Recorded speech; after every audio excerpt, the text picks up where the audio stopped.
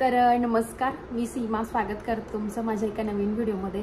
आज मी तुम्हाला सांगणार आहे की मी माझ्या मुलीचा बर्थडे 5000च्या आतमध्ये कसा केला। छान प्रकारे सगळ्या गोष्टी व्यवस्थित जशा पाहिजे तशा केल्या, पण तरी पण त्या बजेटमध्ये कशा झाल्या मी हे आज तुम्हाला सांगणार आहे। तर तुम्हाला थोडंसं आधी सांगते की माझी मुलगी 3 वर्षाची आहे आणि तिचा हा तिसरा बर्थडे होता। तर झालं असं की जेव्हा आम्ही पहिल्या बर्थडेच्या वेळेस तिचं ठरवलं बर्थडे करायचा, तर आम्ही दोघांनी पण प्लॅन केलेलं की ठीक आहे आपण बाहेर कुठं जास्त नाही फिरत, तर त्या निमित्ताने का होईना आपण फिरूया। म्हणून आम्ही असं ठरवलं होतं की जेव्हा केव्हा आमच्या मुलीचा बर्थडे येईल तेव्हा आपण वेगवेगळ्या ठिकाणी वेगवेगळ्या नवीन ठिकाणी जाऊन आपण सेलिब्रेट करायचं असं आम्ही ठरवलेलं। तर मग पहिल्या बर्थडेच्या वेळेस सडनली तेव्हाच प्लॅन केला, म्हणून जास्त वेळ नव्हता आमच्याकडे ठरवायला कुठं जायचं। मग आम्ही ठरवलं की गोव्याला जायचं। जेव्हा आम्ही म्हणजे एका फ्रेंडला विचारलं की बाबा आत्ताच तुम्ही जाऊन आले तर कसा अनुभव आहे, तर त्यांनी आम्हाला सजेस्ट केलं होतं की एप्रिलमध्ये, म्हणजे जसं की माझ्या मुलीचा बर्थडे 27 एप्रिलला येतो, एप्रिलमध्ये खूप उन्हाळा असतो। आम्ही पण गेलो 2-3 दिवस, पण आम्ही अक्षरशः दिवसभर रूमच्या बाहेर सुद्धा निघू शकलो नाही, एवढं ऊन असतं। तर तुम्ही पण नका जाऊ असं त्यांनी आम्हाला सजेस्ट केलं, कारण की अगदी 1 वर्षाचं बाळ आमचं होतं तेव्हा। मग नंतर आम्ही ठरवलं की ठीक आहे बाबा, तिथं ते कॅन्सल झालं। मग आम्ही दुसरं सर्च करत होतो आणि आम्ही जसं की पुण्यामध्ये राहतो, पुण्याहून जवळ महाबळेश्वर पडतं, जे की थंड हवेचं ठिकाण आहे सगळेच म्हणतात, म्हणजे आहे सुद्धा। तर तिथं आम्ही गेलेलो, तिचा पहिला बर्थडे आम्ही तिथं सेलिब्रेट केला। पण तिथं सुद्धा आम्ही दिवसभर रूमच्या बाहेर नव्हतो पडू शकलो। पाचगणीमध्ये आम्ही होतो, अगदी मॅप्रो गार्डनच्या जवळच एक रिसॉर्ट आहे, तिथं आम्ही थांबलेलो। पण तिथं सुद्धा आम्ही दिवसभर बाहेर पडू शकलो नव्हतो। म्हणून मग आम्ही तो जो प्लॅन होता आमचा, तो आम्ही तिथून आल्यानंतर डिस्कस केलं की नाही बाबा हे पॉसिबल नाहीये, कारण की एप्रिलमध्ये एवढ्या उन्हात बाळाला घेऊन जाणं म्हणजे हे पॉसिबल नाहीये। मग सेकंड बर्थडेच्या वेळेस असं झालं की 3-4 महिने आम्ही एका दुसऱ्या सोसायटीमध्ये मूव्ह झालो। म्हणजे आम्ही जिथं राहत होतो तिथं म्हणजे आम्ही रेंटनच होतो, तर रूम ओनरने आम्हाला सांगितलं की आमचं घर खाली करा 2 महिन्यात। मग 2 महिन्यानंतर आम्ही सर्च करत होतो परत, मग आम्ही स्वतःच घेऊन टाकलं की प्रमोदचं म्हणणं पडलं की कुठं कुठं फिरणार आहे आपण, थोडंसं छोटंसं का होईना आपण स्वतःचं घेऊन नंतर मग बघू आपलं मोठं जे स्वप्न आहे ते नंतर कम्प्लीट करू। तर मग आम्ही घर घेतलं तर आम्ही एप्रिल महिन्यातच घर घेतलं आणि त्याच महिन्यात बर्थडे होता माझ्या मुलीचा। तर झालं असं नेमकं की ज्या महिन्यात आम्ही घर घेतलं त्याच महिन्यात आम्हाला सगळ्या गोष्टी करायच्या होत्या, इंटिरियर म्हणा सगळ्या गोष्टी, कारण की अगदी रॉ म्हणजे काहीच नव्हतं या फ्लॅटमध्ये। सगळ्या गोष्टी आम्ही आमच्या दोघांनी डिझाईन केलेल्या या सगळ्या गोष्टी, तर त्या करण्यामध्ये पूर्ण महिना निघून गेला। जेव्हा सोसायटीचं क्लब हाऊस होतं ते सुद्धा बुक होऊन गेलेलं आणि 2-3 दिवसच राहिले बर्थडेला। तर मग बाहेर हॉटेलमध्ये जाणं सुद्धा म्हणजे तिथं जाऊन बुक करणं सुद्धा पॉसिबल झालं नाही आम्हाला। मग असाच आम्ही बर्थडे केला दुसरा। तर त्यावेळेस प्रमोद म्हणजे नवरा त्याचं खूप म्हणजे असं डिसमोड झाला की माझ्या मुलीचा बर्थडे मग तो असा चांगला नाही होऊ शकला किंवा मी छान नाही करू शकलो। पण त्याच्या मागे रिझन होतं की तर घराचं इंटेरियर करण्यामध्ये म्हणजे पूर्ण निघून केलेला महिना आणि मग आम्हाला वेळ नाही मिळाला, त्यामुळं दुसरा बर्थडे असा झाला। तिसऱ्या बर्थडेच्या वेळेस आम्ही सगळ्या गोष्टी आधीच खूप प्लॅन केलेल्या, जसं की क्लब हाऊस बुक करून टाकलेलं, म्हणजे केटरर्स पण आम्ही बघितलेले, तिचा ड्रेस बघितलेला, सगळ्या गोष्टी बघितलेल्या, सगळं छान करायचं असं ठरलं। मग नंतर माझ्या मनामध्ये एक आयडिया आली की ठीक आहे आपण सगळं करणार आहे, पण आपण जर यूट्यूबला व्हिडिओ बनवतोय तर मग का नको 5000च्या आतमध्ये आपण बर्थडे सेलिब्रेट करून असं चॅलेंज सारखं व्हिडिओ करायला।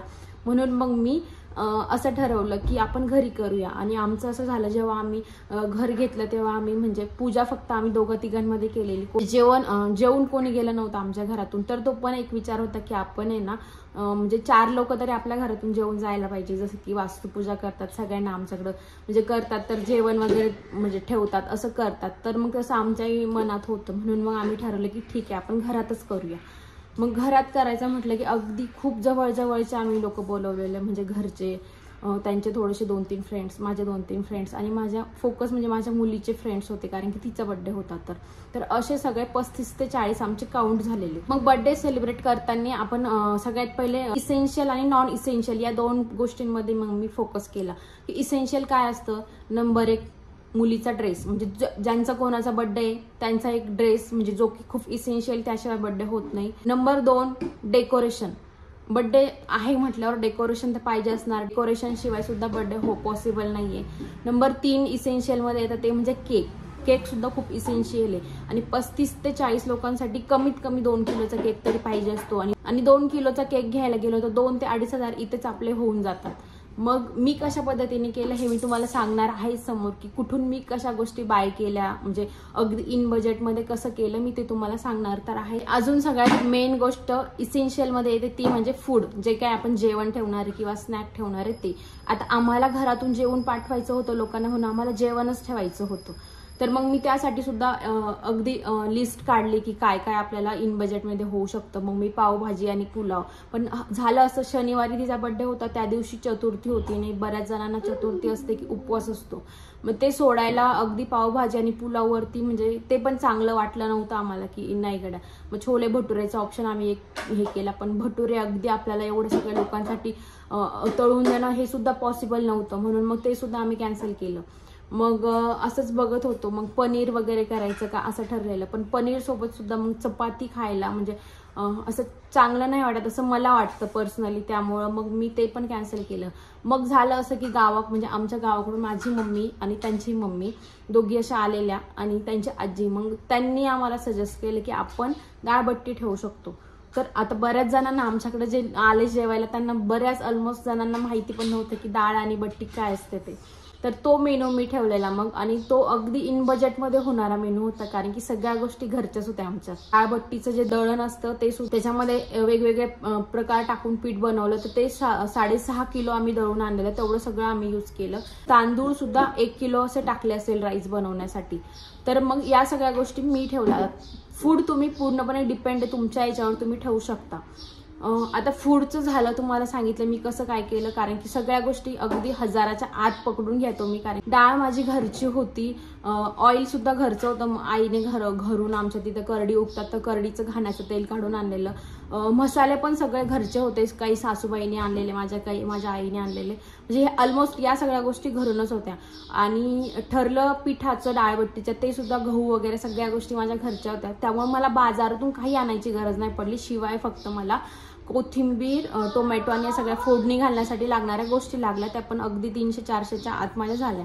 तर फूड माझं 1000च्या आतमध्ये पकडलेलं मी, तर ते झालं. राहिले 4000 माझ्याकडे. 4000मध्ये मला ड्रेस करायचा होता माझ्या मुलीचा, केक सुद्धा हवा होता आणि डेकोरेशन, या 3 गोष्टी खूप इसेन्शियल होत्या.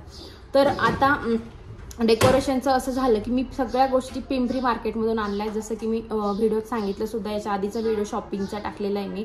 पिंपरीमधून मी अगदी 1200-1300 पर्यंत सगळं डेकोरेशनचं सामान आणलेलं. बलून म्हणा तिथलं, आता मी थीम ठरवलेली होती युनिकॉर्नची, तर युनिकॉर्नचं सगळं सामान तिथं मला 1200-1300 पर्यंत सगळ्या गोष्टी येऊन गेल्या त्याच्यामध्ये. तर ते मग मी घेतलेलं. आता इथं माझे संपले 2000 संपले, वरचे 200-300 सोडूनच द्या, तर राहिले 3000. 3000 मला परत केक आणि माझ्या मुलीचा ड्रेस घ्यायचा होता. तर आता मी हे कसं केलं, तर ड्रेस सुद्धा मी तिथूनच घेतला. पहिले मी फर्स्ट क्रायवरून ऑर्डर केलेला माझ्या मुलीचा ड्रेस, तो थोडा महागड्या साईडला होता, मार्कांनी याचा मी केलेला 4500 काहीतरी, तो म्हणजे महागडा होता. मग तो परत मी रिटर्न केला आणि मग मी तिथं गेले पिंपरीमध्ये, तर मला म्हणजे चांगला वाटलेला ड्रेस, तर मग मी तो घेतला. तर माझ्या मुलीचा ड्रेस मी 800 रुपयाला घेतलेला. डेकोरेशन आणि बर्थडेचा ड्रेस 2000चा झाला, 1000चा फूड, म्हणजे 3000 संपले. आता राहिले 2000. तर 2000मध्ये मला केक करायचा होता, ज्याची कॉस्ट 2 किलोची 2500 पर्यंत युनिकॉर्न थीमची सांगत होते सगळे. माझ्या फ्रेंडकडून मला करायचं होतं, नेमकं ती पण गावाकडे गेलेली. तर मग मी काय ठरवलं की ठीक आहे बाबा, मुलांना आपल्याला केक द्यायचा आहे, तर मग नाही झालं तरी चालेल, 5000मध्ये थोडे गेले एक्स्ट्रा पैसे तरी चालेल, कारण की मुलांना द्यायचं आहे, थोडा हायजेनिक आणि चांगल्या ब्रँडचा आपण केक घेऊ. मग मी न्यू पुणा बेकरीमध्ये गेले आणि तिथं विचारणा केली. तर नॉर्मली केक म्हणजे तिथं पण 900 रुपये किलो असे केक होते, जसं आपल्याला पाहिजे तसं. आणि त्यांची एक ऑफर चालू होती, ती ऑफर होती की जर तुम्ही फोटो प्रिंटेड केक घेतला तर तुम्हाला तो 600 रुपये किलोना पडेल. म्हणजे 2 किलोचा केक मला पाहिजे होता, तर तिथं मला 1200 रुपयामध्ये केक मिळाला. आणि तो सुद्धा छान प्रकारे युनिकॉर्न थीमचा. फक्त एवढं की फोटो प्रिंट तुम्हाला घ्यायला लागते. तर मग तसा केक मी घेतला. तर या सगळ्या गोष्टी मी अशा प्लॅन केल्या आणि अशा डिझाईन केल्या. तुम्हाला फोटो सगळ्या गोष्टींचे जसं मी केलं, केकचा फोटो, ड्रेसचा फोटो, बर्थडेचा, डेकोरेशनचा सगळे फोटो मी साईडला लावेलच तुम्हाला की कशा पद्धतीने केले ते. तर अशा पद्धतीने मग मी या सगळ्या गोष्टी प्लॅन केलेल्या आणि त्या सगळ्या एक्झिक्यूट झाल्या सुद्धा. बर्थडेसाठी इसेन्शियल गोष्टी सगळ्या संपल्या. नॉन इसेन्शियलमध्ये येतं रिटर्न गिफ्ट. तर रिटर्न गिफ्ट मी स्किप केलं, कारण की माझं म्हणजे ते बजेटच्या बाहेर जात होतं माझ्या तरी. मला जसं की 5000मध्ये करायचं होतं, आणि रिटर्न गिफ्ट मला अगदी साधे म्हणजे सिंपल काही आवडत पण नव्हते. तर अशा पद्धतीने आम्ही सगळ्या गोष्टी प्लॅन केल्या आणि आमचा जो पर्पज होता 4 लोक आमच्या घरातून जेवून जावं तो पर्पज सुद्धा आमचा झाला। तर अशा पद्धतीने आम्ही माझ्या मुलीचा 3रा बर्थडे सेलिब्रेट केला। तर तुम्ही सुद्धा अशा पद्धतीने वेगवेगळ्या गोष्टीचं म्हणजे बजेटमध्ये करून प्लॅन करू शकता आणि नक्कीच बर्थडे छान प्रकारे सेलिब्रेट करू शकता।